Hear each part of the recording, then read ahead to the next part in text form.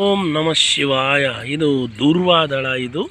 ಇಂಥ ದೂರ್ವಾದಳವನ್ನು ಸ್ವಲ್ಪ ಹಿಂಗೆ ಕಿತ್ಕೊಂಡು ಅದು ಕಿತ್ತಿನ ಮೇಲೆ ಸ್ವಲ್ಪ ಎಲ್ಲ ಶುದ್ಧಿ ಮಾಡಿಕೊಂಡು, ಅಂದರೆ ಗೋಪಂಚಕವಾಗಲಿ ಇಲ್ಲ ಸ್ವಲ್ಪ ಅರಿಶಿನ ನೀರು ಹಾಕಿ ಆಮೇಲೆ ಸ್ವಲ್ಪ ಶುದ್ಧಿ ಮಾಡಿದ ಮೇಲೆ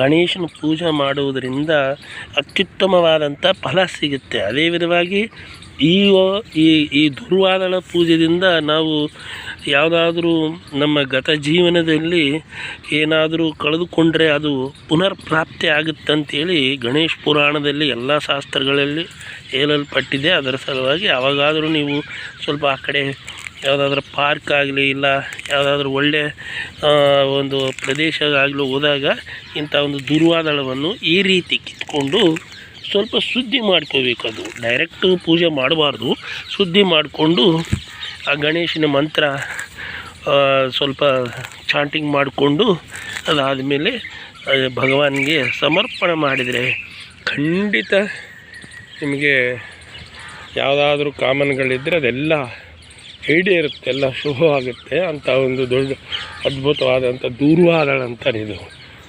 ಅದು ಒಂದು ಯೂಸ್ ಮಾಡಿಕೊಳ್ಳ್ರಿ. ಓಂ ನಮಃ ಶಿವಾಯ.